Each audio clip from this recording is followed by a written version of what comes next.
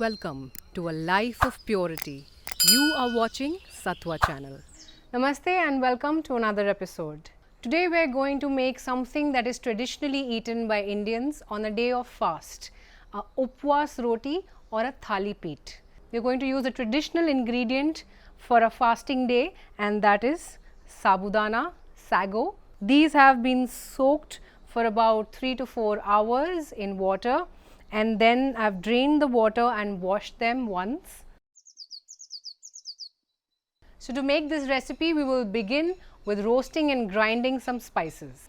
So I have this mud pan heated. I'm going to add a little bit of coriander seeds to it.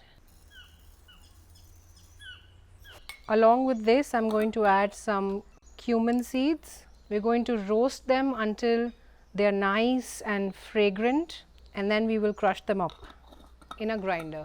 You can smell the aroma of the spices and they've started to pop. At this point, I'm going to add some red chilies. These are dry red chilies, and I'm going to toss it around, shut the heat. Now I'm going to add this to a grinding jar.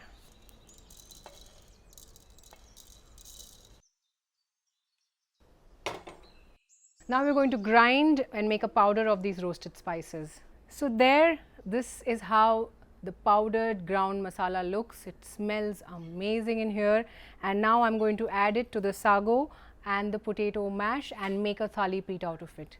Let's see how we do that.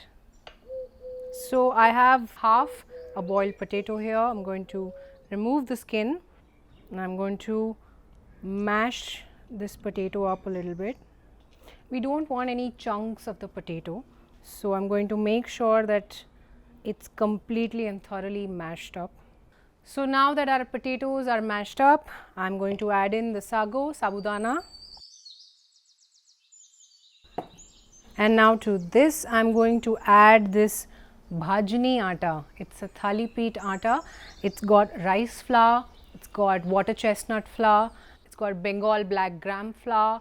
It's got a lot of coriander seed powder, salt, cumin seed powder. This is a bhajani atta, a thalipet atta, which can be available in the market, or you can even make a blend of it on your own. I'm going to add the thalipet atta to this mixture, and now let's add the ground masala. To this I'm going to add some salt and some curry leaves. I'm going to tear it into small pieces, and now I am going to press it with my hands and make them into small balls. And even the sago, the sabudana, gets a little mashed. It's going to release a lot of moisture, and so you will not need to add any water to this. So now I've pressed all of the ingredients together and made a single dough ball like this. Now I'm going to keep this aside. And now to start preparing the thalipet, I'm going to heat a pan. And now to make the thalipet, I have an old sachet of pistachios that I have consumed, and now I've broken the packet into 2 pieces, and I'm going to use this to press the thalipet, because you need a base which does not stick to the thalipet. Reusing materials that you have at home which you would maybe discard as waste adds a lot of mindfulness to your cooking, and that is the whole concept of sattva. Okay, this is about, take a medium sized ball.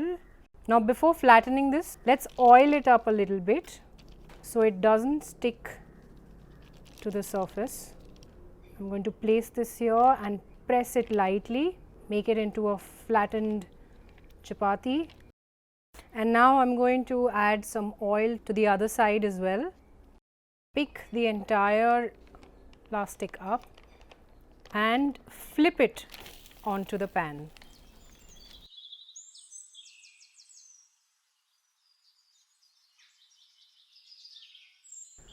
So you can just tell by the look, the color of it, it's beautifully cooked, and now it's time to plate it up.